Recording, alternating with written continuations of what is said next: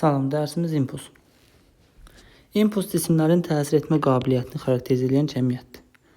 Cisimlərin təsir etmə qabiliyyətidir. Impuls. Impuls əvvəlcə düsturunu görək. P hərfi ilə işarə olunur vektorial cəmiyyətdir və kütlənin sürətə olan hasildir. Vahidə ilə düsturdan çıxır. Kütlə vahidi kiloqram. Sürət vahidi metr bölünsün saniyə. Deməli, impulsun vahidi kiloqram vurur metr böl saniyədir. Dediyi impuls vektorial cəmiyyətdir və hər zaman istisnasız olaraq sürət istiqamətinə yönəlir. Hər hansısa bir cisimimiz var, sürəti sağadsa, onda həmin cismin impulsu da sağadır. Və yaxud da sürəti soladsa, impulsu da soladır.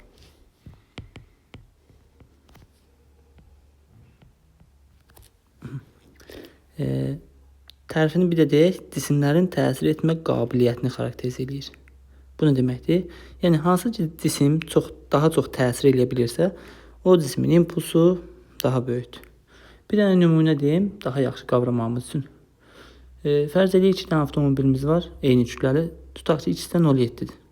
2 dənə 0,7, biri 50 sürəti ilə, biri 100 sürəti ilə divarla toqquşur. Hansı divara daha çox təsir edəcək? Hansı divarı daha çox dağıdacaq? Təbii ki, sürəti 100 olan. Deməli, onun impulsu daha çoxdur. Və yaxud da 2 dənə avtomobil təsəvvür edək. İkisi də eyni sürətlə hərəkət edir. Amma bu dəfə kütlələr fərqlidir. Biri olsun 0,7, biri olsun Kamaz. Hansı divarı daha çox dağıdacaq? Divara daha çox təsir edəcək? Təbii ki, Kamaz. Deməli, onun impulsu daha böyük qiymətdə alır. Deməli, impuls həm kütlədən, həm də sürətdən düz mütənasib asılıdır.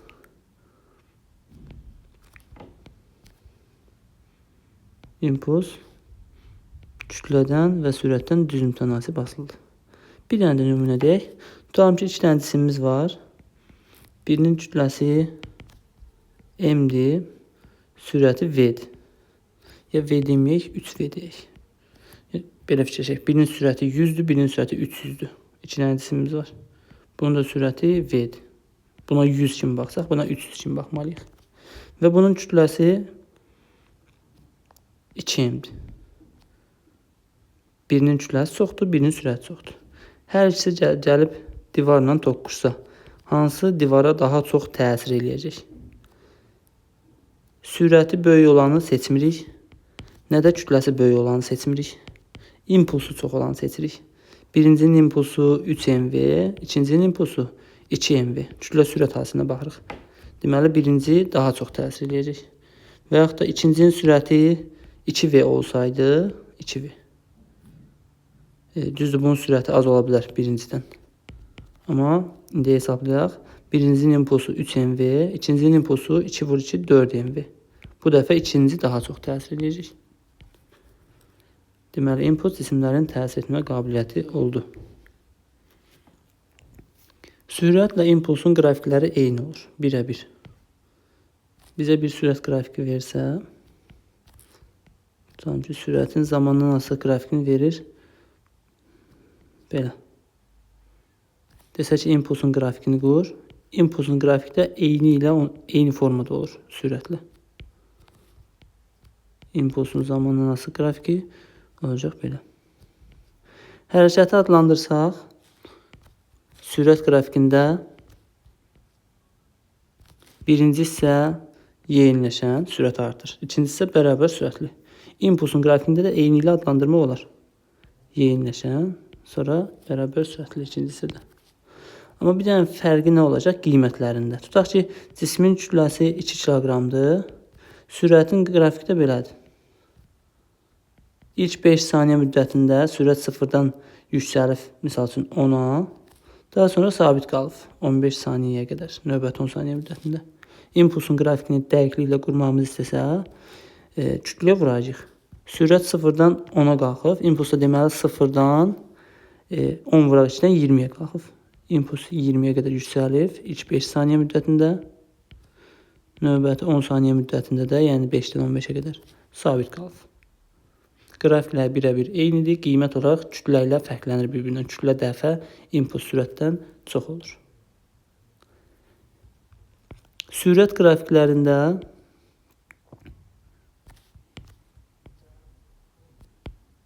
tədilin tapılması, tədilin qrafikinin tapılması. Bizə sürətin zamanla asılı qrafikini misal üçün belə versə, ayrı başqa cür götürək. 2 hissədən ibarət olsun belə. Desək ki, təcilin qrafikini qur, biz bunu qura bilirdik. İndi eynisini impulsun qrafiklərində də deyə bilərik. İndi burada sürət yox, impulsun qrafikini versə, desək ki, təcilin qrafikini qur.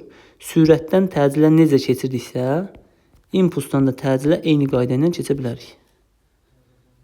Təcilin zamanlaması qrafik. Deyirdik ki, qrafik aşağı olanda təcil mənfi, qrafik yuxarı olanda müsbət. İndi birinci hissədə aşağıdır, deməli təcil mənfidir, yəni mənfidən sabit.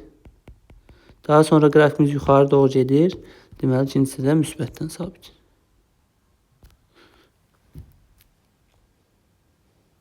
İmpulsun dəyişməsi. İmpulsun dəyişməsini tapmaq istəyirsə, delta P nə yazmalıyıq? Hər hansısa bir cismin impuls dəyişməsindən söhbət gedir.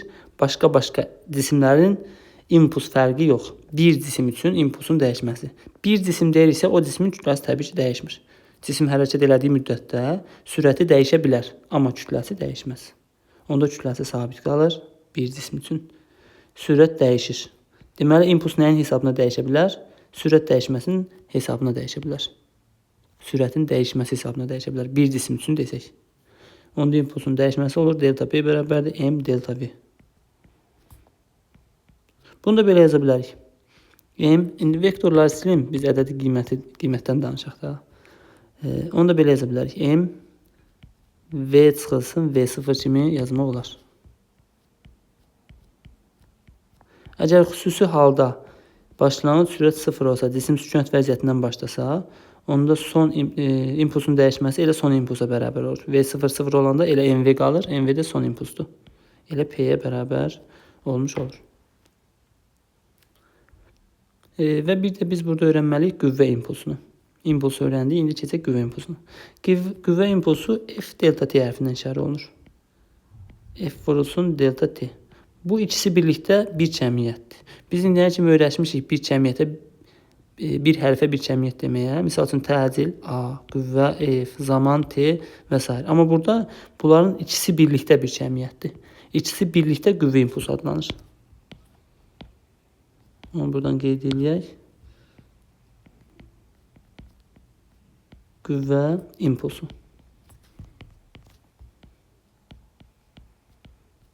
Və qüvvə impulsu nəyə bərabər? Gəlin onu görək. Buradakı F əvəzləyici qüvvədir. Onun yerinə EMA yaza bilərik. Onda bunu kənarda yazım. Açılışını. F delta T bərabərdir. F-in yerinə EMA yazsaq, EMA delta T. A-nın da düsturunu biz bilirik. Sürət dəyişməsi bölünsün zaman. Delta V bölünsün delta T. Bir də vuraq delta T'miz var düsturda. Delta T'lər qısa gedəndə qalır M delta V. M delta V də bizə delta P-ni verir. Bayaq gördük burada. Deməli, qüvvə impulsu elə nəyə bərabər imiş? Impulsun dəyişməsinə. Qüvvə impulsunun düsturunu yazmaq lazım olanda, bunu tam yazmaq lazımdır. Yəni, qüvvə impulsunun düsturu F delta T deyil. Qüvvə impulsunun düsturu bu deyil. O, onun işarəsidir. Qüvvə impulsunun düsturu bu bərabərdir delta P-yə. Tam yazmaq lazım hamısını. Burada delta P oldu impuls dəyişməsi. F delta T oldu qüvvə impulsu. Deməli, qüvvə impulsu elə impuls dəyişməsinə bərabər imiş. Qüvvə impulsu da vektorial cəmiyyətdir, çünki burada qüvvə var. Təbii ki, impuls da vektorial cəmiyyətdir. Qüvvə impulsunun istiqaməti hər zaman qüvvə istiqamətində yönəlir, çünki qüvvə var. İmpuls istiqamətində yox, qüvvə istiqamətində yönəlir və yaxud da impuls dəyişməsi istiqamətində yönəlir. İndi burada biraz çaşbaş düşmək olar, impulsun istiqaməti, impuls dəyişməsinin istiqaməti, bunlar eyni olmayacaqmı? Xeyr, eyni olmayacaq. Gəlin o istiqamətləri öyrənək.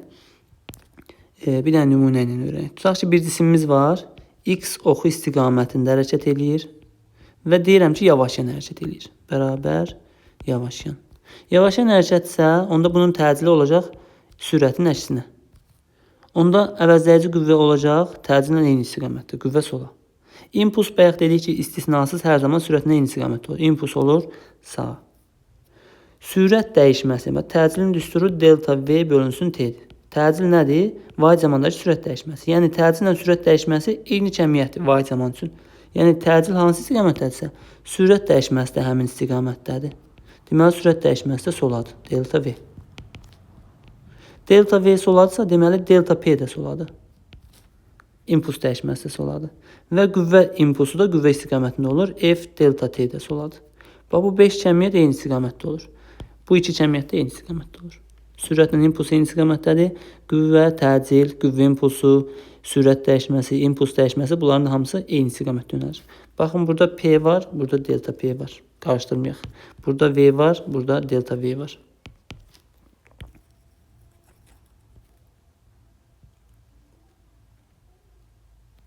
Qüvvə impulsunu da öyrəndik. İndi buradan gəlin qüvvəni çıxardaq, görək nə alırıq. Buradan qüvvəni tapsaq nə alarıq? F-i tapsaq.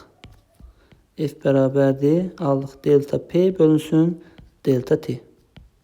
Və biz bilirik ki, bir cəmiyyətin dəyişməsinin zamana nisbəti elə həmin cəmiyyətin törəməsinə bərabərdir. Deməli, impulsun törəməsi bizə nəyə verəcək? Elə qüvvəni verir. Bir dənə nümunə deyək. Tutalım ki, impulsu 4T-6 versə, desə qüvvəni tap. Bundan törəmə olacaq. 4T-6-nın törəməsi, 4T-nin törəməsi, 4, 6-nın törəməsi 0. Deməli, qüvvə 4 Newton imiş. Ya da 4T²-6 versə, desə ki, 3 saniyə sonra qüvvəni tap.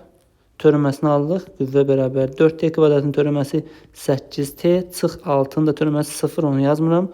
3 saniyə sonra deyil, T-nin yerinə 3 qoyuruq. 8 dəfə 3, 24 Newton. Deməli, 3 saniyə sonra cismə təsir edən qüvvə 24 Newton imiş.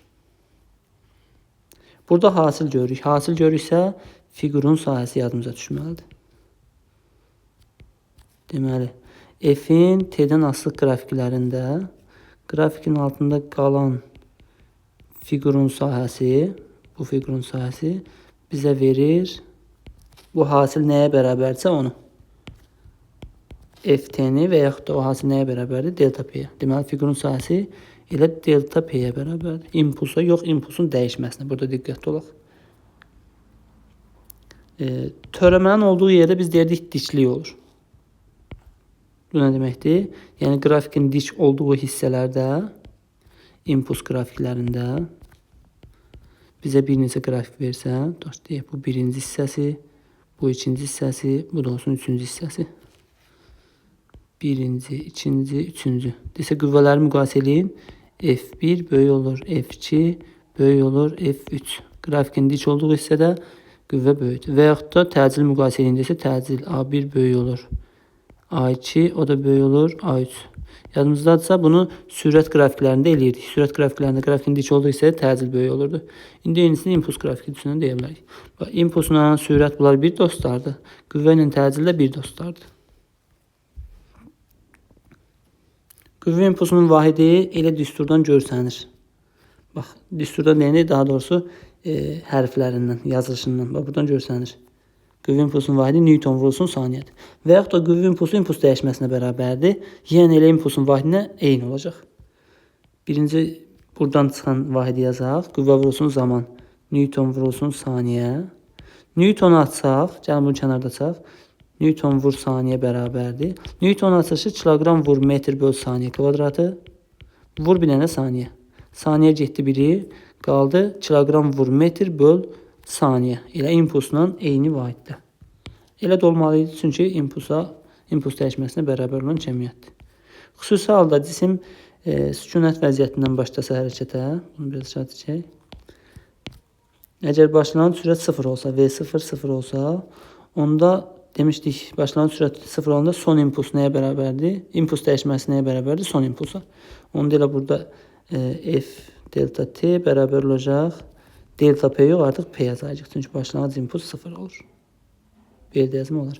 Onda qrafikimiz 0-dan başlasa, yəni cisim sükunətdən başlasa, onda bu qrafikimizin sahəsi bizə nə verəcək? Delta P-ni yox, sadəcə P-ni, son impulsu verəcək.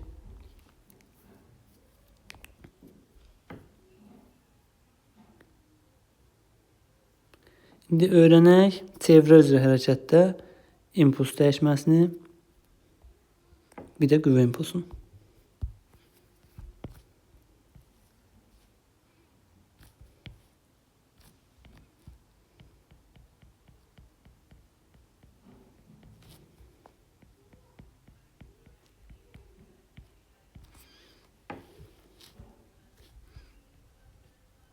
Olsun 1 nöqtəsi, 2 nöqtəsi, 3 nöqtəsi, 4 nöqtəsi.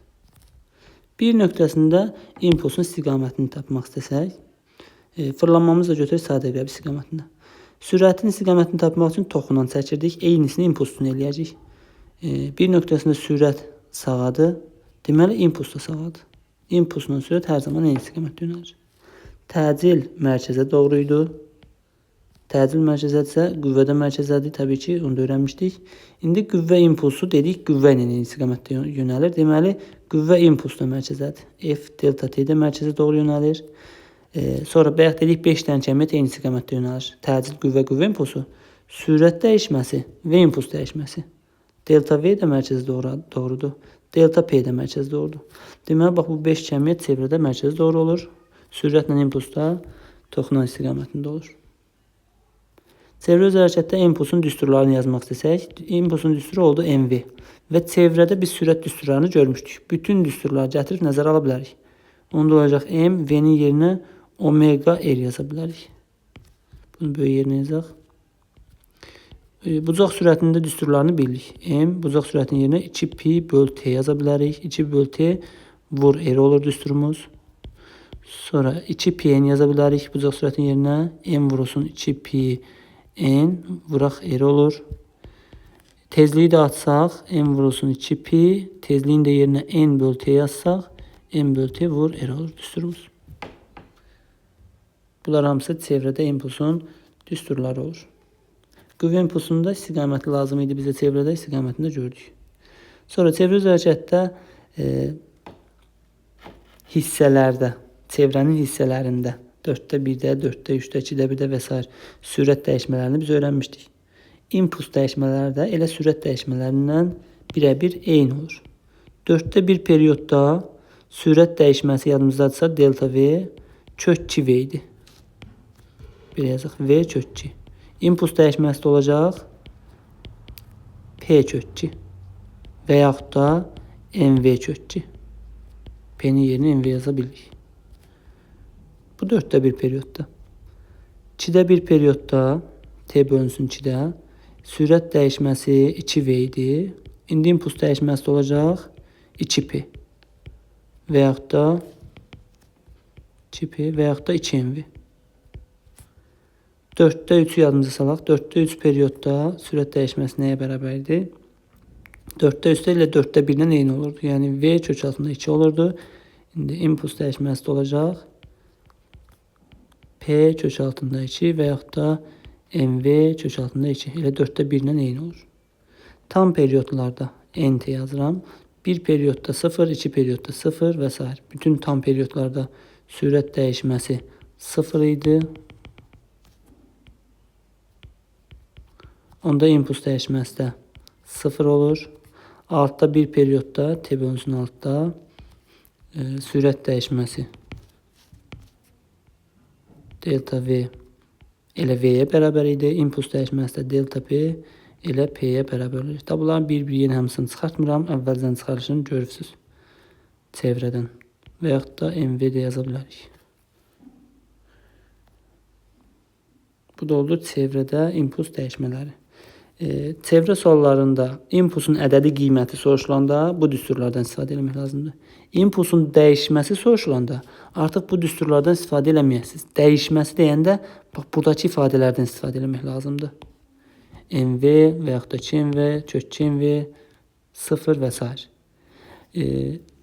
Və onu da hansından istifadə edəcəyimizi bilmək üçün əvvəlcə dövrlər sayını bilmək lazımdır.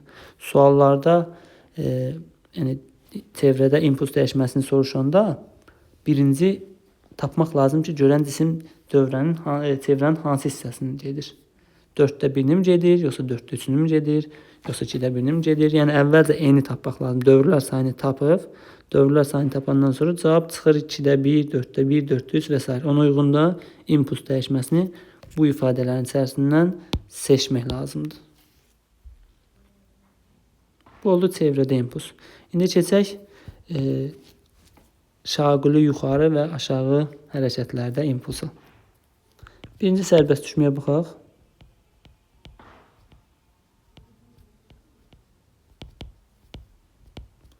Sərbəst düşmə hərəkətində yadımıza salaq həmin hərəkəti.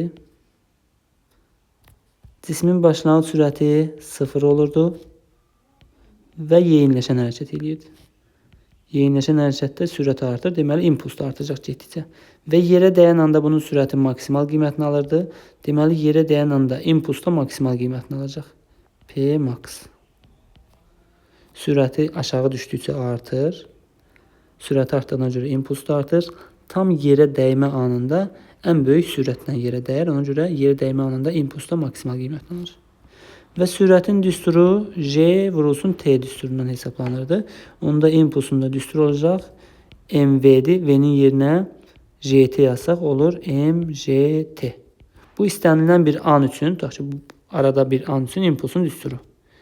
Amma yerə dəyən anda impuls maksimum olur. Onda həmin impulsu tapmaq istəsək, maksimal impulsu. Onda yazmalıyıq MJ T'nin yerinə cismin bax buradan tam yerə qədər gəlməsinə keçən zamana biz T düşmə demişdik. Onda olmalıdır MJ T düşmə. Tutalım ki, cismin burada bir aralıqda bir yerdə impulsunu tap deyəndə buradan bura kimi keçən zamanı nəzərə alacağıq T'ni. Amma maksimal impulsu deyəndə artıq biz ümumi düşmə müddətini nəzərə alacağıq T düşmə. Daha sonra yuxarı atılmış cisim hərəkətinə yox, bunun qrafikini də quraq, sonra keçək. İmpulsun zamandan asılı qrafikini də quraq.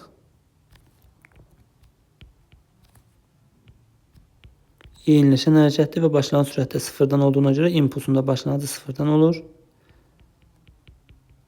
İmpulsun maksimal qiyməti bu nöqtə. Və impulsun maksimal qiyməti zamana görə hansı zaman müddətində alınır? Düşmə müddətində. Yəni sizə testlərdə tutalım ki, bura 1 zaman versə, tutalım ki, bura 5 versə, bura 10 versə, maksimal impulsu tap deyəndə siz bu 10-u nəzərə almalısınız, düşmə müddətini. Yuxarı atılmış cisim hərəkəti.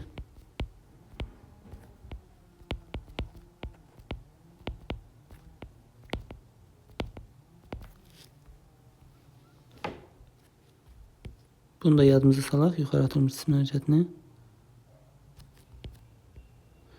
Təbii ki, cismi yuxarı atdıqda biz ona başlanğıcda bir sürət vermiş olduq və cisim də yavaşlayan hərəkət edir. Hər hansısa bir aralıqda onun impulsunu tapmaq üçün istiqamət qoyaq. Bunun impulsunu tapmaq üçün birinci sürət ifadəsini yazaq. Yuxarı hərəkət yavaşlayan hərəkət. Yavaşlayan hərəkətdə sürətin düsturu V0 minus JT idi düsturumuz. İndi impulsun düsturu MV. Gətirib yerinə yazsaq olacaq M V0 minus JT. Hər hansısa bir aralıqda impulsun tapmaq istəyirsə, ədədi qiymətini bu düsturla hesablayırıq. Və buradakı T cismin həmin verilmiş nöqtəyə, biz hansı nöqtədə impuls tapırıqsa, həmin nöqtəyə kimi gəlmə müddətidir. Bizə desək ki, başlanğıc impulsu tapın. Başlanğıc impulsu. Onda deməli, cismin ən son halını yazaq. Daha doğrusu ən son yox, maksimal qalxma hündürlüyündəki halını yazaq. Maksimal qalxma hündürlüyündə bunun sürəti 0 olurdu. Cisim bir anlıq dayanırdı. Həmin nöqtə üçün sürət düsturunu yazsaq və 0 çıxaq. J artıq bu cismin ümumi maksimal hündürlüyə qalxma müddəti T qalxma idi. Onda T qalxmanı nəzərə almalıyıq. Onda J T qalxma həmin nöqtədə sürət 0 olduğuna görə burada elə V0 çıxaq JT qalxma bərabər 0-a. Oradan da V0 bərabərdir JT qalxma düsturunu alırıq. Elə qalxma müddətinin düsturunu buradan çıxartmışdıq yadınızdadırsa. T qalxma da yer gəlmişdən yadımıza salaq. V0 bölə J idi. İndi burada da başlanğıc impulsu tap deyəndə P0 bərabər olur MV0. O da bərabər olur M. V0-ın da yerinə bunu yazsaq olur M JT qalxma. Və biz demişdik ki, cismi hansı sürətlə atırıqsa, həmin sürətlə də yerə düşür. Eyni yerə düşürsə də təbii ki, yer səthindən atırıq, elə yer səthinə qayıdıb düşürsə, hansı sürətlə atırıqsa, həmin sürətlə yerə düşür. İndi hansı impulsla atırıqsa, həmin impulsla da yerə düşür deyə bilərik. Deməli, elə bu P0 bərabərdir, həm də yerə dəyən anda impulsa bərabərdir P yerə dəyən anda. Bunu nə yazaq? P sonda yaza bilərik. P yerə dəyən anda da yaza bilərik. P max da yaza bilərik. Eləcə P max yazaq. Deməli, yuxarı atılmış cismin başlanğıc impulsu elə onun maks impulsudur. Ən böyük impulsudur. Başlanğıc halda ən böyük qiymətini alır. Daha sonra azalır, 0 olur. Daha sonra yenidən aşağı gedəndə artır. Yerə dəyən anda da elə başlanğıc qiymətini almış olur. İmpulsun zamanla asılı qrafikini qursaq.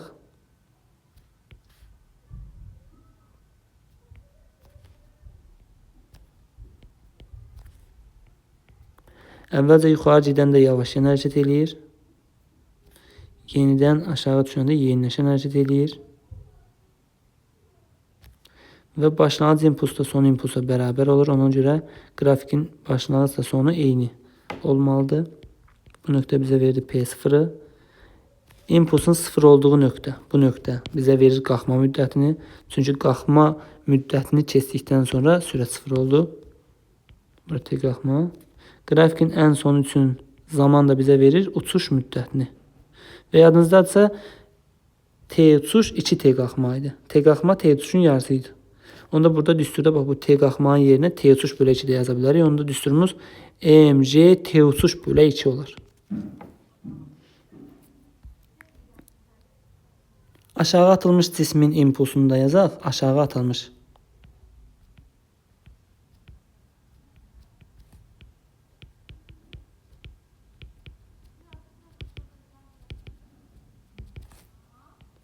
Aşağı atılmış cismə biz artıq bir başlanğıc sürət veririk.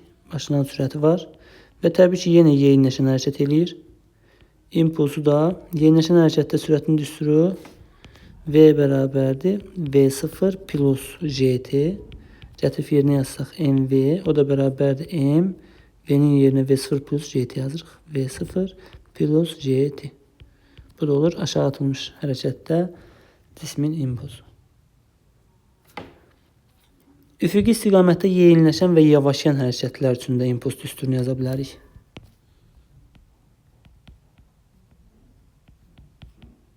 Üfüqi istiqamətdə. Eləcə yazaq üfüqi hərəkət. Cisimlərin üfüqi hərəkəti. Bərabər yeniləşən hərəkətdə. Bərabər yeniləşən hərəkətdə deməli, sürətin düsturu V bərabərdir. V0 plus AT idi. Onda P də bərabər olacaq M V0 plus AT. V-nin yerinə V0 plus AT yazırıq. Bərabər yavaşlayan hərəkətlərdə isə sürətin düsturu V0 minus AT-dir. Onda impulsun da düsturu M V0 minus AT olacaq. Xüsusi halda əgər cisim sükunət vəziyyətindən başlasa V0 0 olsa, təbii ki V0 0-sa cisim sükunət vəziyyətindən başlayıbsa, sükunət vəziyyətindən ancaq yeniləşən hərəkət mümkündür. Onda impulsun düsturu sadəcə, bax düsturumuz budur, V0 0-dır. Sürətin yerinə AT yazacaq. Onda olacaq P bərabərdir M, V-nin yerinə AT. Keçirik. Nisbi impuls, sistemin impulsu, daha sonra saxlanma qanunu. Əvvəlcə sistemin impulsu anlayışını öyrənək. Sistemin impulsu deyəndə tutalım ki, bir sistemimiz var. Sistemin içərisində bir dənə yox, bir 3 dənə, 4 dənə, 5 dənə və s. cisimlər var. Ümumilikdə o cismin sistemini tapanda nə etməliyik? Təbii ki, onları ayrı-ayrı toplamalıyıq. Misal üçün, deyirəm ki, bir dənə qutu var. Qutunun içərisində 3 dənə cisim var. Biri 2 kilogram, biri 3 kilogram, biri 5 kilogram. Onda qutuda ümumi nə qədər kütlə var? Ümumi qutunun kütləsi nə qədər olar? Onda deməli, onları toplayacaq, eləcək 10 kilogram. İndi sistemin impulsu deyəndə sistemi təşkil edən cisimlərin ayrı-ayrı impulslarını toplamalıyıq. Amma impuls vektorial cəmiyyətdir. Ona görə biz bunların hamısını vektor şəklində toplamalıyıq. Vektor cəmi yadımızdadır. Gəlin buna yadımıza salaq. Bundan əvvəl biz vektor cəmini harda öyrənmişik? Əvəzləyici qüvvədə. Əvəzləyici qüvvə nə idi? Ayrı-ayrı qüvvələrin cəmi. Cismə təsir edən bütün qüvvələrin həndəsi cəmi idi. Və həndəsi cəmin 4 dənə xüsusi halını öyrənmişdik. Qüvvələrin əvəzləyicisinin tapılmasının 4 xüsusi halı. Eyni istiqamətdə onda toplayırdıq, əks istiqamətdə onda çıxırdıq. Bax, indi bu da vektor cəmidir. Bu da vektor cəmidir. Deməli, sistemin impulsunu tapanda elə əvəzləyici qüvvə necə tapılırsa, həmin qayda ilə tapacağıq. Eyni istiqamətdə olanda toplayırıq, əks istiqamətdə olanda çıxırıq. Misal üçün bir dənə nümunə. Bir M kütləli cisimimiz var, sağa doğru V sürətlə hərəkət eləyir. Başqa bir dənə də M kütləli cisimimiz var, sağa doğru 2V sürətlə hərəkət eləyir. Bu da bir sistem təşkil edir, fərz eləyək ki. Desək ki, bu sistemin ümumi impulsunu tap. İndi bunlar eyni istiqamətdədir. Qüvvələr eyni istiqamətdə onu toplayırdı, onca burada toplayır. Onda sistemin impulsu, yazacaq birincinin impulsu mv, üstə gəlsin ikincinin impulsu 2mv. Bu da edir 3mv. Və yaxud da indi cisimlər olsun qarşı-qarşıya. Birincinin kütləsi m-dir, sürəti v-dir. Digərinin kütləsi olsun 2m, sürəti də olsun 2v. Desək sistemin impulsunu tap. Eyni istiqamətdə onda toplayırdıqsa, əks istiqamətdə onda çıxacaq qüvvələr kimi. Onu deməli sistemin impulsu özü böyükdən kiçiyi çıxırıq. İstiqamət olaraq da böyüyün istiqaməti qalır. Onda sistemin impulsu böyük olacaq 4mv, kiçik olacaq 1mv. Çıxırıq edir 3mv. Və sistemin impulsu hansı istiqamətdə olar? Təbii ki, böyük istiqamətində, yəni sola. Başqa bir dənə nümunə deyim. Tutalım ki, cismin kütləsi m-dir, sürəti 3v-dir. 3 yazım. Başqa bir cisimimiz də var sistemdə. Bu da sağa hərəkət edir. Biri yuxarı, biri sağa perpendikulyardır, fərz eləyək ki. Kütləsi 2m-dir, sürəti 2v-dir. Desək ki, bu bir sistemdir. Sistemin impulsunu tap. Perpendikulyar olanda sistemin impulsunu tapmaq üçün yazacaq kök altında birincinin kvadratı plus ikincinin kvadratı. Eynən əvəzləyici qüvvə kimi. O da bərabərdir. Kök altında biri 3mv-dir, 3mv-nin kvadratı. Digəri də 4mv-dir. Plus 4mv-nin kvadratı. Bundan da kökdən çıxır 5mv. Deməli, sistemin impulsu 5mv-ymiş. Bucaq altında da olsa yenə kosinuslar teoremindən. Bu oldu sistemin impulsu. Sistemin impulsu yadda saxlayaq ki, vektorial cəmdir. Ümumiyyətcə, sistemin impulsu olmasın, sistemin enerjisi olsun, sistemin kütləsi olsun. Bunların hamısını tapanda ayrı-ayrı cisimlərin, həm tutalım ki, enerjini tapırıqsa, ayrı-ayrı cisimlərin enerjisini toplamalıyıq. Və bizim tapdığımız kəmiyyət əgər vektorialsa, mütləq həndəscəm olmalıdır. Skalyarsa, onda cəbircəm olmalıdır. Bu sistemin impulsu. Sonra keçdik nisbi impulsa. Nisbi impuls. Nisbi sürəti yadımıza salaq. V1-2 necə oxunurdu? Birincinin ikinciyə nəzərən nisbi sürəti və vektorial cəmiyyətdir. Bu demək ki, birincidən ikincinin vektorial şəkildə çıxılması. Birincinin ikinciyə nəzərən. Və yaxud da V2-1. Bunda belə oxuyurduq. İkincinin birinciyə nəzərən nisbi sürəti və yaxud da birinciyə nəzərən ikincinin nisbi sürəti. Hər halda ikincinin sürəti tapılır. Cümləni tərsinə də verə bilər. İkincinin birinciyə nəzərən nisbi impulsu və yaxud da nisbi sürəti və yaxud da birinciyə nəzərən ikincinin nisbi sürəti. Yiyəli şəkilsi hansındadırsa onun impulsu tapılır. İndi burada ikincini tapırıq. Ona görə ikincidən çıxmalıyıq birincinin vektorial şəkildə. Vektorların toplanmasının 4 qaydası var idi. Vektorların çıxılmasının da 4 qaydası var. Çıxılma ilə toplanma bir-birinin tərsidir. Toplanmada eyni istiqamətdə olanda toplayırıq. Amma çıxılmada eyni istiqamətdə olanda çıxırıq. Yadımıza salaq. Tutaq ki, 2 dənə cisimimiz var. Birincinin sürəti 2v-dir. İkincinin sürəti də həmin istiqamətdə 1v-dir. Nisbi sürət tapanda nə edirdik? Çıxırdıq. Və yaxud da birinin sürəti 80-dir, birinin sürəti 60-dır. Bu birinci, bu da ikinci. Birincinin ikinciyə nəzərən nisbi sürətini taplayanda eyni istiqamətdə olduğuna görə çıxırdıq. Deməli, vektor fərqində eyni istiqamətdə olanda çıxırıq. Əks istiqamətdə olanda 2 cisimimiz var. Birinin sürəti 60-dır, misal üçün. Digərindən də qarşı-qarşıya gəlir. Digərinin sürəti də sola. Tutaq ki, bunun da sürəti 80-dir. Nisbi sürət tapanda nə edirdik? Bunları toplayırdıq. Deməli, əks istiqamətdə olanda toplayırdıq. Yenə perpendikulyar olanda Pifagora gəlirdi. Bucaq altında olanda kosinuslara gəlirdi. Amma vektor cəmində kosinuslar teoremi plusla olurdu, yadımızdadırsa. Əvəzləyici qüvvəni tapanda kosinuslar teoremini yazanda yazırdıq. F1-in kvadratı plus F2-nin kvadratı plus 2 F1, F2 kosinus alfa. Burada üstə gəlinsin olurdu. Amma nisbi sürət tapanda bucaq altında olanda V1-2 bərabər olur kök altında V1-in kvadratı plus V2-nin kvadratı minus 2A V1, V2 kosinus alfa. Vektor fərqində burada çıxma olur, vektor cəmində burada toplama olur. Amma perpendikulyar olanda yenə Pifagora gəlir. Amma istiqamət fərqli olur da. Toplama deyəndə tutaq ki, 2 dənə qüvvə təsir edir cismə. Bu olsun F1. Bu olsun F2. Bunların əvəzləyicisini tapanda istiqamət olaraq belə götürürük. Paralleloqramın diagonalı götürürdük. Paralleloqram qaydasına tapırdıq. Əvəzləyici bu istiqamətdə. Amma sistemin impulsunun istiqamətini tapanda tutalım ki, cisimlərdən biri yuxarı hərəkət eləyir, biri sağa hərəkət eləyir. Sistemin impulsunu tapanda yenə həmin qayda ilə tapacağıq. Çünki vektor cəmidir. Amma nisbi impulsu ya da nisbi sürət tapanda fərqli olur. Misal üçün cisimlərdən biri yuxarı hərəkət eləyir, biri sağa hərəkət eləyir. Bu birinci olsun, bu ikinci olsun. Birincinin ikinciyə nəzərən nisbi sürətini tapanda nə edirdik? Çıxılanın sonundan azalanın sonuna doğru vektor çəkirik. Çıxılanın sonundan azalanın sonuna vektor çəkirik. Təbii ki, bunları biz əvvəlcə başlanğıcını bir nöqtəyə gətirirdik bu vektorların. Nöqtəyə gətirəndən sonra çıxılanın sonundan azalanın sonuna doğru vektor çəkirdik. İstiqamət olurdu birincinin sonuna doğru. Bu da olur V1-2. V2-1-i soruşanda ikincinin sonuna doğru çəkirdik vektoru, olurdu V2-1. Yəni çıxılma ilə toplanmanın ədədi qiymətləri eyni olur.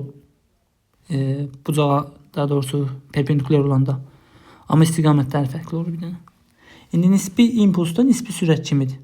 P1-2 olacaq birincinin ikinciyə nəzərən nisbi impulsu. P2-1 də olacaq ikincinin birinciyə nəzərən nisbi impulsu. Amma nisbi impuls məsələsində impulsun düsturu MV-dir. İki kəmiyyətin hasildir. Burada sürət nisbi kəmiyyətdir, sürətin nisbiliyi var. Amma mütləq kütlə nisbi kəmiyyət deyil, mütləq kəmiyyətdir. Kütlənin nisbiliyi yoxdur. Biz kütlənin işin içinə qatmamalıyıq. Yəni P1-2 bərabərdir P1 çıxaq P2 yazılışı tamamilə yanlışdır. Çünki nə etmiş olduq? Biz ikisinin də kütləsini işin içinə qatmış olduq. Elə olmaz. İndi P1-2-ni də soruşursa bizdən, biz hansını tapırıq? Birincinin ikinciyə nəzərən. Yəni biz tapdığımız birincidir. Onda birincinin kütləsini yazmalıyıq. Vurulsun. Artıq sürət nisbi kəmiyyətdir. V1-2 yazmalıyıq. İkincinin birinciyə nəzərən deyəndə artıq biz tapdığımız ikincidir. İkincinin kütləsini yazıb vurmalıyıq V2-1-ə. Bunun da ikisində 4 dənə xüsusi hal olacaq da. Bir dənəsinin 4 dənə xüsusi halını desəm, yəqincə bəs eləyər. P1-2-nin gəlin 4 dənə xüsusi halına baxaq. Cisimlər birinci götürək eyni istiqamətdə. Sürəti sağa V, bunun da sürəti sağa olsun 2V, kütləsi də olsun 2M. Deyirəm ki, birincinin ikincinin nisbi impulsunu tap. Nə edəcəyik? P1-2 bərabərdir. Birincinin kütləsi vurulsun V1-2 yazırıq. Birincinin kütləsi buradan görürük 1M. Vurulsun birincinin ikinciyə nəzərən nisbi sürəti V çıxaq 2V. Birincinin sürəti V, ikincinin sürəti 2V. Bu da elədi mənfi V. Bu da elədi mənfi MV. Cavabı mənfi almamız nə deməkdir? Bu cismi özü, biz tapdığımız birincidir da. Birinci sağa gedirsə, biz mənfi almışıqsa, deməli bunun nisbi impulsu sol olacaq. P1-2 soladır. Mənfi onu göstərir ki, əvvəlcə hansı istiqamətdədirsə özü hansı istiqamətdədirsə, nisbi impuls onun əksinədir. İndi də bu halda P2-1 tapsaq, P2-1 bərabər olur ikincinin kütləsi, vurulsun V2-1, o da bərabər ikincinin kütləsi 2M, vurulsun ikincinin birinciyə nəzərən sürəti, yəni ikincinin sürəti çıxılsın birincinin sürəti, 2V-dən V-nin çıxanda 1V qalır. Oldu 2MV.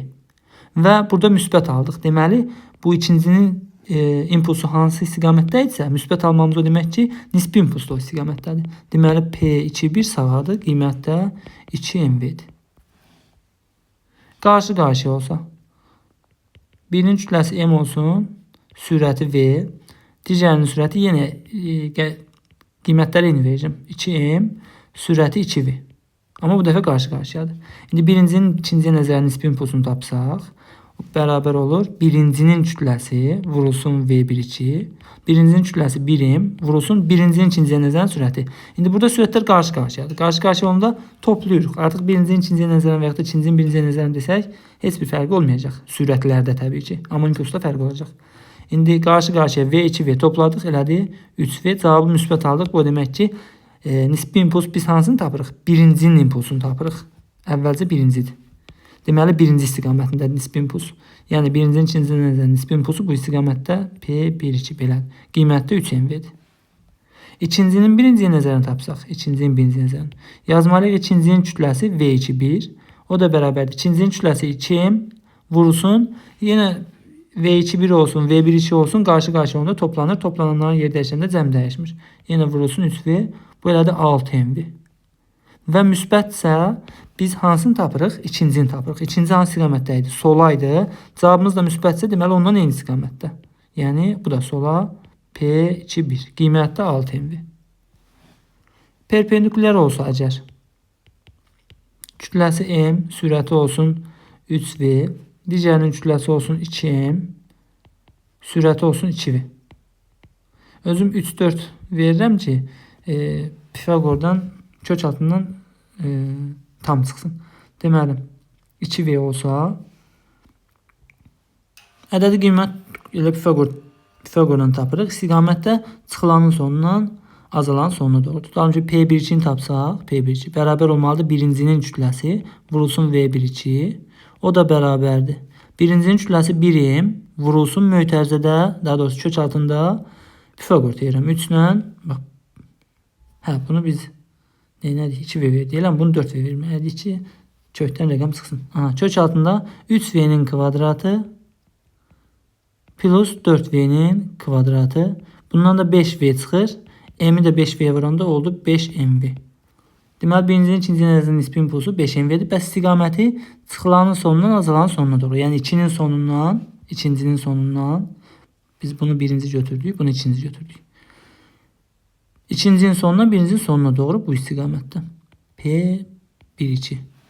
P2,1'i tapsaq, bunun əksini olacaq. Yenə qiyməti həmin qiymət olacaq. Yenə Pifagor teoremi. Bucaq altında olanda da elə nisbi sürətlə eyni olur. Bu qədər nümunə bəsdir. Çünki nisbi impulsdan o qədər dərin düşmür. Əsasən eyni istiqamətdə və istiqamətdə olanda nisbi impuls soruşulur. Sistemin impulsunu öyrəndik. Nisbi impulsu öyrəndik. İndi öyrəndik impulsun saxlanma qanunu. Bax, bu sistemin impulsunu öyrənməyimiz bizə saxlanma qanunu öyrənmək üçün köməklik edəcək.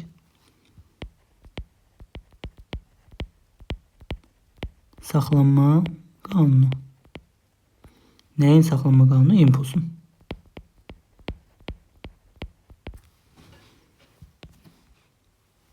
İmpulsun saxlanma qanunu sözlə belə ifadə eləmək olar. Sistemin impulsu sabit qalır qapalı sistemdə. Qapalı sistemdə sistemin impulsu sabit qalır. Qapalı sistem nədir? Kənardan heç bir müdaxilə olunmayan sistem. Ətraf mühitlə əlaqəsi kəsilmiş sistem. Fərz edin, bir dənə otağın içindəsiz. Ayna qapı yoxdur. Otaqdan çölə çıxış yoxdur. İçəridən otağa giriş yoxdur. Belə sistem qapalı sistemdir. Təbii ki, əgər çöldən içəri giriş yoxdursa, içəridən çölə çıxış yoxdursa, otaqda tutalım ki, 5 dənə cisimimiz var. Hər biri də 5 kiloqramdır. Ümumi otaqda nə qədər kütlə var? 25 kiloqram. Onun cismin birindən 1 kiloqram götürüb digərinə versək, bundan götürüb başqa birinə versək, birinin kütləsi azalıb, birinin kütləsi arta bilər. Amma nəhayətində otaqda kütlə elə 25 kiloqram qalacaq. Və yaxud da otaqda 5 nəfər var, 5 insan var. Hər birinin cibində 100 manat pul var. Ümumi otaqda nə qədər pul var? 500 manat. Ayna qapı yoxdursa, çölə çıxış yoxdursa, içəri giriş yoxdursa, o insanlar öz aralarında nə qədər pul alış-veriş eləsələr də, ən nəhayətində otaqda olan pul yenə 500 manat qalacaq. Bax, saxlanma qanunu belədir. Qapalı sistemdə sistemin impulsu qorunub saxlanır, dəyişmir. Belə də deyə bilərik. Sistem əvvəlcə deyək ki, bir vəziyyətində idi, əvvəlki vəziyyətində bütün impulsları toplayırıq, müəyyən qədər çıxır, misal üçün 100 çıxır. Sistem biraz halını dəyişdi, birindən o birinə impuls ötürüldü, birində azaldı, birində çoxaldı, bir müddət vaxt keçdi. Daha sonra bu olur sistemin sonrakı halı. Sonrakı halda da impuls əvvəlki hala bərabər olmalıdır. Yəni biz impulsun saxlanma qanunu belə də yaza bilərik. Sistemin əvvəlki impulsu sistemin sonrakı impulsuna bərabər olmalıdır və istiqamət də dəyişməməlidir. Başlanğıc halda biz sistemin impulsunu tapmışıq 100'dür, istiqamət də sağadır. Sonrakı halda yenə 100 olmalıdır, sola ola bilməz, yenə sağ olmalıdır. İstiqamət də sabit qalmalıdır, ədədi qiymət də sabit qalmalıdır. Bax, bu impulsun saxlanma qanunudur. Və yaxud da impulsun saxlanma qanunu belə də yaza bilərik. Bax, sistemin impulsu bərabərdir buna, o da bərabərdir konstant yaza bilərik. Mənə görə ən yaxşı yazılış budur. Ona görə mən buradan belə yazdım. Elə belə qalsın. İndi bununla bağlı bir dənə nümunəyə baxaq. Tutalım ki, birinci sadə nümunə verəcəm, sonra bir içində biraz çətin nümunə verəcəm. Tutalım ki, bir dənə cisimimiz var və bu cisim qumbaradır və sükunətdədir. Sürəti sıfırdır. Sürət sıfırdırsa, impuls da təbii ki sıfırdır. Bu da əvvəlki impulsdur. Tutalım ki, bir müddət keçdi, qumbaranı alışdırdıq, qumbara partladı. İki qəlpəyə böldü. Qəlpələrdən biri fərz eləyək ki, sola doğru hərəkət elədi. Qəlpələrdən biri sola doğru hərəkət edir. Qəlpələrdən digərini bilmirik hansı istiqamətdə hərəkət edir. Onu biz tapmalıyıq. İndi başlanğıcda sistemin impulsu 0 idi. Bu demək ki, impulsun ədədi qiyməti 0-dır. Təbii ki, 0-ın da istiqaməti yoxdur. İstiqamətsizdir. İstiqamət də 0-dır yəni. İndi sistemin sonrakı halında artıq 2 dənə qəlpə var. Bu əvvəlcə sistemdə bir dənə cisim var idi. İndi 2 dənə cisim var. Yəni burada sistemin impulsu nəyə bərabər olacaq? İkinci halda. Sistemin impulsu bərabər olacaq birinci ilə ikinci qəlpənin cəminə, özü də vektorial cəmi. Bu sistemin sonrakı impulsu. Əvvəlcə bir dənə cisim var, daha başqası yoxdur ki, toplayaq. Öncəliklə bir dənə cisim var, onun da impulsu 0-dır. Və bu da sistemin sonrakı impulsu. Və impulsun saxlanma qanununa görə burada yazmışıq. Əvvəlki impuls sonrakı impulsla bərabər olmalıdır. Deməli, sonrakı impuls da 0 olmalıdır. Çünki başlanğıc 0 idi. Sonrakı impuls 0 olması üçün birinci istiqamətini tapaq. Cisimlərdən biri sola gedirsə, əlbəttə ki, biri də sağa getməlidir ki, cəm 0 versin bizə. Əks istiqamətdə olmalıdır ki, toplayanda biri müsbət, biri mənfi 0 versin. Deməli, cisimlərdən o biri sağa gedəcək mütləq. Biri sola gedirsə, biri sağa getməlidir 0 vermək üçün. Biri yuxarı gedirsə, biri aşağı getməlidir. Bunu deyək birinci qəlpə, bunu deyək ikinci qəlpə. Birincinin sürətinə 1v1 deyək, ikincinin sürətinə 1v2 deyək. Birincinin kütləsinə 1m1 deyək, ikincinin kütləsinə 1m2 deyək. İstiqaməti tapdıq, sağa getməlidir ikinci. Bəs ədədi qiymət olaraq nə yaza bilərik? Birincinin impulsuna m1v1 desək, m1v1. İkincinin impulsuna artıq mənfi m2v2 deməliyik. Çünki bir-birinin əksinədir. Və yaxud da ikinciyə müsbət desək, birinciyə mənfi deməliyik. Mütləq ki, ikisindən birinə mənfi deməliyik, çünki əks istiqamətdədir. Birincini müsbət qəbul edə bilərik, ikinciyə mənfi deyə bilərik və yaxud da ikincini müsbət qəbul edib birinciyə mənfi deyə bilərik. Heç bir fərqi yoxdur. Deməli, bunların toplamı, bu ikisinin toplamı nəyə bərabər olmalıdır? 0-a. Çünki bu yuxarıda onu görmüşdük. İndi buradan da mənfi m2v2-nin bərabərliyin digər tərəfinə keçsək, alırıq ki, m1v1 bərabər olmalıdır m2v2. Bunu belə yaza bilərik. M1 bölünsün m2 nisbəti v2 bölünsün v1 nisbətinə bərabər olmalıdır. Yəni kütlə ilə sürət tərs mütənasib asılır. Həqiqətən qəlpə, qumbara 2 qəlpəyə ayrılsa, kütləsi böyük olan sürət az olmalıdır, kütləsi az olan sürəti böyük olmalıdır. İndi konkret rəqəmlər verəcəm. Rəqəmlərlə qiymətlər verəcəm, daha doğrusu kəmiyyətlərə. Həmin o qiymətlərə görə gəlin bir dənə nümunə yazaq. Qəlpədir, sükunətdədir. Kütləsi 4m-dir. Daha doğrusu qəlpə dedim, qumbaradır. Partlayır, 2 qəlpəyə bölünür. Birinin kütləsinə m qalır. Sürəti də sola olur 6v. Bu birinci qəlpə olsun. Sual belədir. İkinci qəlpənin həm sürətinin qiymətini, həm də istiqamətini tapın. Əvvəlcə biz kütlədən yola çıxaq. Kütlə 4m idi ümumilikdə. Qəlpələrdən birinin kütləsi m oldusa, digərinə 3m qalacaq əlbəttə ki. Deməli, digər qəlpənin kütləsi 3m imiş. Sistemin əvvəlki impulsuna baxırıq. Əvvəlki impuls cisim sükunətdədirsə 0-dır. Deməli, sonraki impuls da 0 olmalıdır. 0 olması üçün biri soladsa, mütləq ki, bir də sağ olmalıdır ki, biri müsbət, biri mənfi toplayanda 0 versin. Çünki hər ikisi müsbət olsa toplam 0 verə bilməz. Ya da perpendikular olsa Pifagor 0 verə bilməz. Deməli, digərinin istiqaməti mütləq sağ olmalıdır. İkincinin sürəti.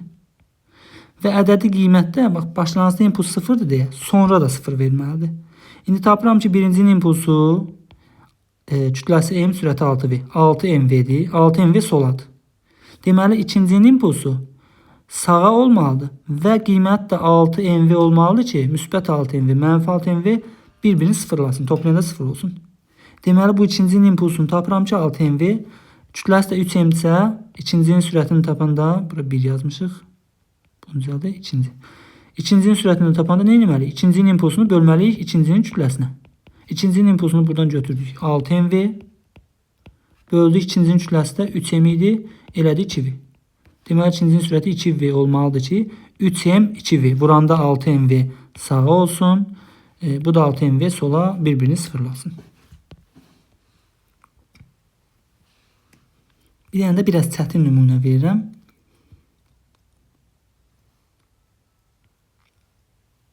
Yenə bir qumbaramız var. Kütləsi olsun 5m. Burada artıq qumbara hərəkətdədir. Bir v sürəti ilə hərəkət edir, fərz eləyək. Sağa doğru hərəkət edir.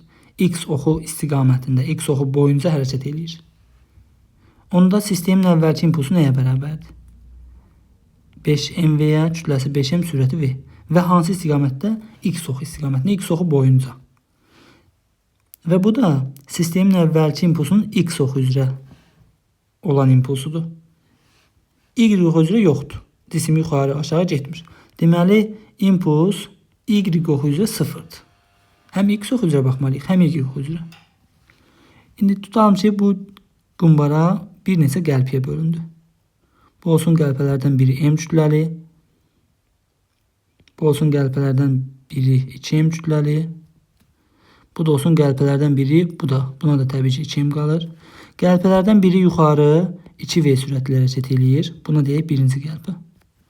İkinci qəlpəni bilmirik ya da istiqamət verək. Aşağı hərəkət eləyir. Amma sürətini bilmirik. İkincinin sürətini biz tapmalıyıq. Və bir də üçüncünün həm sürətini, həm sürətinin qiymətini, həm də istiqamətini tapmalıyıq. İndi buradan görürük ki, sistemin əvvəlki halında Y oxu üzrə impuls yox idi. Deməli, sonraki halda da Y oxu üzrə impuls olmamalıdır. Amma buradan baxıram ki, birinci və ikinci Y oxu üzrədir. Deməli, bunlar bir-birini nə etməlidir? Sıfırlamalıdır. Onda biri yuxarı sürəti V kütləsi M-sə, impulsu elədi. Yuxarı nə qədər? Impulsu 2mv. Deməli, aşağı da 2mv olmalıdır ki, bunlar bir-birini sıfırlasın, kompensasiya eləsin. Kütləsi də 2m-sə, sürətinə də deməli V qalır. Ki, 2m vurulsun və 2mv aşağı olsun. Bunlar bir-birini sıfırladı. Gəldik, qaldıq 3-cü qəlpiyə. İndi 3-cü qəlpə X oxu üzrə olmalıdır ki, əvvəlcə X oxu üzrə var idi axı. Bax, Y oxu üzrə yox idi. Bunlar da bir-birini tarzlaşdırdı. Y oxu üzrə olanlar. Bunlar getdi. Yəni biz bunları artıq görməzdən gələ bilərik. Elə bilin ki, təkcə bir dənəsi qalıb. Bütün impuls ona qalacaq. X oxu üzrə impuls 5mv-dir, özü sağa idi. Deməli, bu cisim sağa gedəcək, istiqamətdə sabit qalmalıdır. Və kütləsi də, daha doğrusu sürəti də 2,5v olmalıdır ki, kütləsi 2m idi. 2m 2,5v vuranda impulsu eləsin, üçüncü impulsu 5mv və sola doğru. Əvvəlcə də sola idi, daha doğrusu sağa idi, sonra da sağ olmalıdır.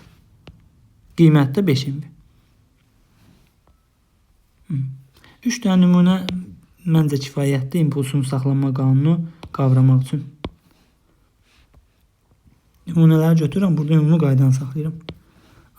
Saxlanma qanunu belə. İndi keçirik cisimlərin toqquşmalarına. Bir-birindən toqquşması, divarla toqquşması.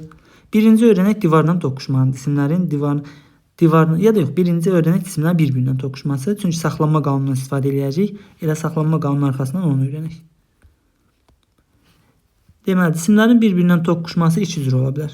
Bir, elastik toqquşma. Bir də qeyri-elastik toqquşma.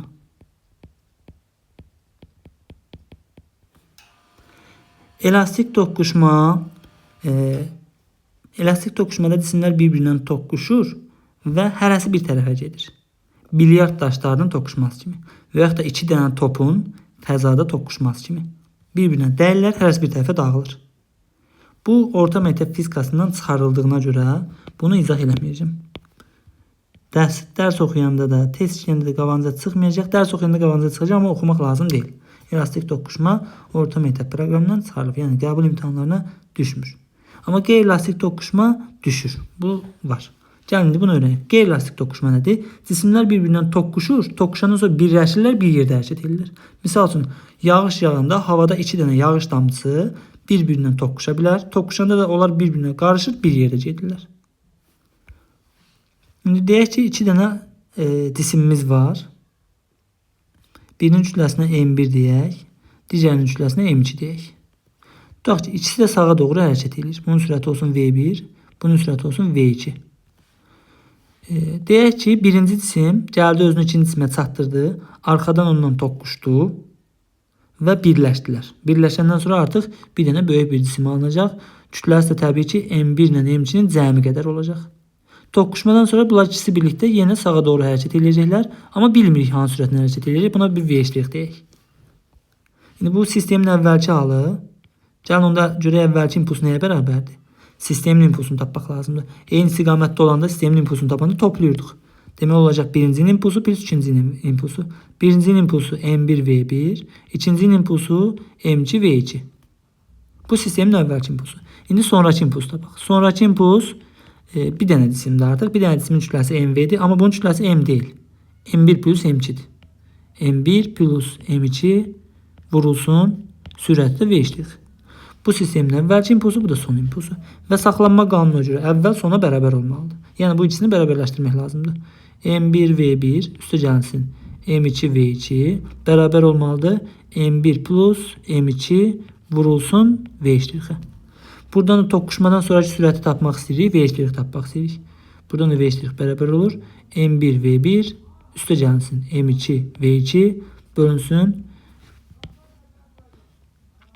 M1 üstə gəlsin M2. Əgər bu cisimlər eyni istiqamətdə gedir burada. Əgər qarşı-qarşıya gəlsələr. Tutalım ki, bu cisim də sola gəlirdi. Onda sistemin impulsunu tapanda qarşı-qarşıya onda nə edirdik? Qüvvədəki kimi. Qüvvələr qarşı-qarşıya onda əks olanda çıxırıq. İndi burada da çıxma olmalıydı onda.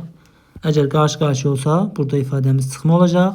Bu aşağıda da çıxma olacaq, burada. Və burada da çıxma olacaq. Deməli, bu düstur həm plusu ilə yazıla bilər, həm minusu ilə. Eyni istiqamətdə olanda plus, əks istiqamətdə olanda minus və əks istiqamətdə olanda böyükdən kiçik çıxmaq lazımdır mənfi almamaq üçün. Cavabı mənfi alsaq, əgər kiçikdən böyük çıxıb mənfi alsaq, bu demək ki, əksinə gedəcək. Bu da, daha doğrusu əksinə getməyəcək. Deməli, əgər birincidən ikincini çıxırıq, mənfi alırıqsa, deməli birincinin əksinə gedir. Və yaxud da birincidən ikincini çıxıb müsbət alırıqsa, o demək ki, birinci istiqamətində gedəcəklər ən sonda. Ya da bunu belə bir konkret nümunə ilə deyim. Tutalım ki, birinin kütləsi M-dir, birinin kütləsi 2M-dir. Bunun sürəti 3V-dir. Bunun sürəti 2V-dir. Qarşı-qarşıyadırlar. Bunlar bir-birindən toqquşandan sonra hansı tərəfə gedəcəklər? Birincinin sürəti böyükdür. Fikirləşmək olar ki, birinci sürət böyük olduğuna görə sağa gedəcəklər. Amma ikincinin də kütləsi böyükdür birincidən. Amma biz nə kütləyə baxmırıq, nə də sürətə baxmırıq. İkisinin hasilinə baxırıq. Birincinin impulsu sağa 3MV-dir. İkincinin impulsu sola 4MV-dir. Hansının impulsu çoxdur? Bunun, ikincinin. Deməli, onun istiqamətində gedəcəklər.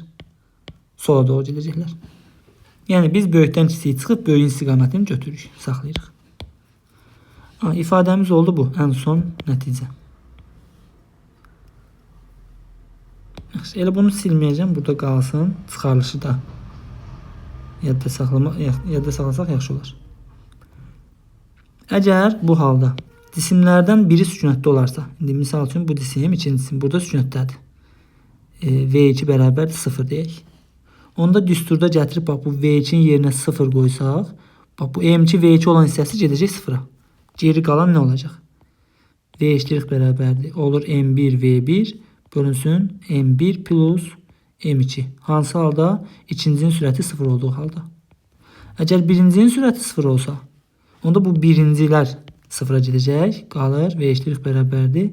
M2 V2 bölünsün M1 plus M2. Hansı halda? Birincinin sürəti 0 olan halında. Bir dənə sadə nümunə deyirəm. Tutaq ki, 2 dənə cisimimiz var. Birinin kütləsi M-dir, sürəti V-dir. Digərinin də kütləsi 2M-dir, sürəti 0-dır. Deyir, gəlib elastiki, daha doğrusu qeyri-elastiki toqquşur. Birinci cisim, ikinci cisimlə mütləq qeyri-elastiki toqquşur. Məsələlərdə mütləq sözü deyilir. Mütləq qeyri-elastiki, mütləq elastiki. Mütləq qeyri-elastiki, yəni tam toqquşur, tam birləşirlər. Yəni mütləq sözü sizi çaşdırmasın. Qeyri-elastikdə yəni bir-birindən birləşirlər, bir yerdə hərəkət edirlər. Deyir, toqquşmadan sonra sürət nəyə bərabər olur? Yazarıq V eşitlik bərabər. İkincinin sürəti 0 olduğuna görə M1 V1 bölünsün M1 plus M2 yazacağıq. Birincinin sürəti M vurulsun sürəti V bölünsün. İkisinin kütləsi 1M, 1-2M elədi 3M. M-lə ixtisar getdi, qaldı V bölü 3. Deməli V bölü 3 sürətindən hansı istiqamətdə gedərlər? Təbii ki sağa. Çünki başlanğıcda sağa gedirdi. İkincidə bunun impulsu yox idi.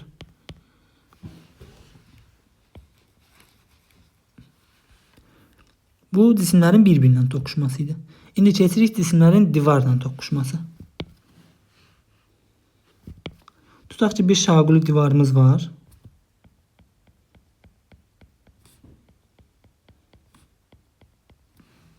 Hər hansısa bir cisimimiz olsun M kütləli. V sürəti ilə divara perpendikulyar istiqamətdə dəyir. Biz hər hansısa bir topu, fərz edin ki bir topu divara vururuq perpendikulyar istiqamətdə. Təbii ki perpendikulyar istiqamətdə vurduğumuz top elə perpendikulyar istiqamətdə geri qayıtmalıdır. Mən indi getdiyi yolla geri qayıtmalıdır əslində. Ya da elə üstündə göstərək. Kənardan göstərmək istəyirəm, amma elə üstündə göstərə bilərik. Onda bu cisim dəyəcək, daha sonra da geri qayıdacaq elə V sürəti ilə. Bu əvvəlki halıdır, bu sonraki ayrı-ayrı. Ya da belə eləyək, bunu qarışdırmamaq üçün adden göstərirəm. Başqa trayektoriya üzrə. Qaydanda da tutaq ki, həmin cisim M kütləli buradan geri qayıdır. Eyni cisimdir. Bu əvvəlki halı, bu sonraki halı. Gedir, geri qayıdır. İndi bunun impuls dəyişməsi nə qədər olur? Bunu hesablamalıyıq. Özümüzdən bir x oxu götürək. Tutaq ki, sağa doğru bir x oxumuz var. İmpulsun dəyişməsi delta P bərabər. İmpulsun dəyişməsini tapmaq üçün nə etməliyik? Son impulsdan başlanğıc impulsu çıxmalıyıq. P çıxaq P0 yazmadım. P2 çıxaq P1 yazdım. İndi bu cismin başlanğıc halı idi. Bir halı idi. Bu da sonraki halı oldu. Divara dəyib qaydandan sonraki halı. İkinci halı. İndi son halda impulsu MV'dir. Burada MV gördük. X ox istiqamətində. Başlanğıc halda da X oxun əksinədir. Çıxaq. X oxun əksinə olduğuna görə mənfi olur. Mənfi MV. Və mənfi müsbət eləyir 2MV və yaxud da 2P yaza bilərik. Bunu belə də fikirləşə bilərik. Gedəndə sola MV idi.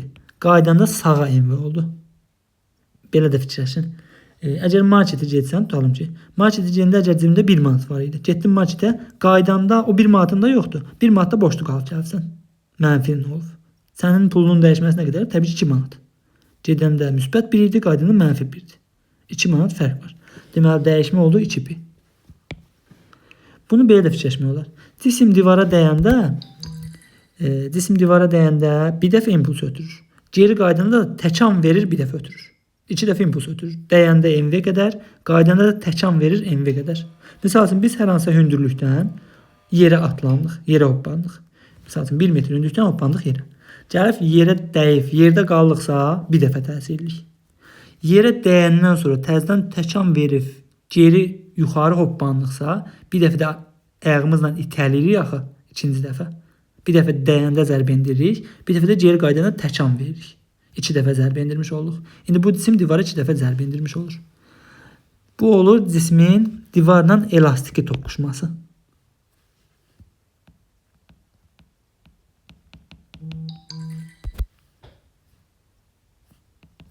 Elastik. Elastik hansı idi? Cisimlər bir-birinə dəyib, hərəsi bir tərəfə gedirdi. İndi burada bir cisim var, dəyib geri qayıdır. Bir də var qeyri-elastik toqquşma. Qeyri-elastik toqquşmada artıq cisim dəyib qayıtmır. Gedir, dəyir, yapışır qalır orada divarda. Misal üçün su damcısı. Hərəkət edir, gəlir, yerə dəyir, yapışır, yerdə qalır. İndi yazırıq qeyri-elastik. Divarla qeyri-elastik toqquşma. Biz yuxarı yığaq. Yenə bir şaquli divarımız var.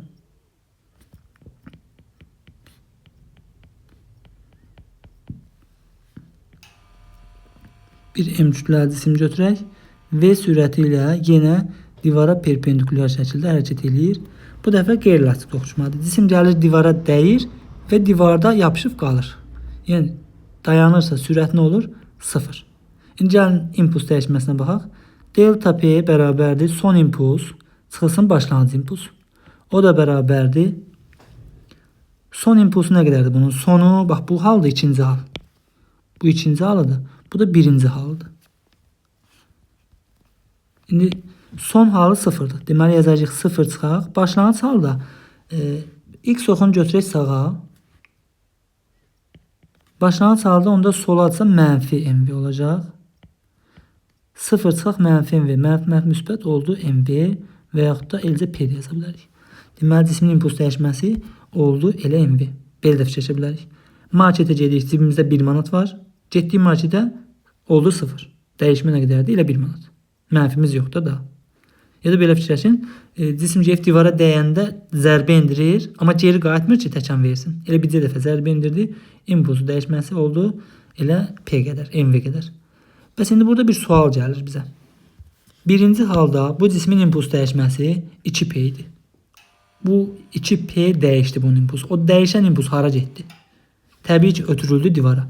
Biz getdik marketə 1 manat xərclədik cibimizdə olanı. 1 manat da mənfimiz qaldı, borcumuz qaldı, çıxdıq. 2 manat pulumuz azaldı. O 2 manat hara getdi? Marketə. Deməli burada desək ki, divarın aldığı impuls nə qədərdir? Bunu belə yazıram. P divar. Divara ötürülən və yaxud da divarın aldığı nə qədərdir? Elə o da 2p qədər. Cismin dəyişməsi, impuls dəyişməsi nə qədərsə, divarın aldığı da həmin qədərdir. İkinci halda divarın aldığı nədir? Nə qədərdir? P divar. Elə cismin impuls dəyişməsi qədər, yəni p qədər. Cismin impuls dəyişməsi elə divarın aldığına bərabər olur.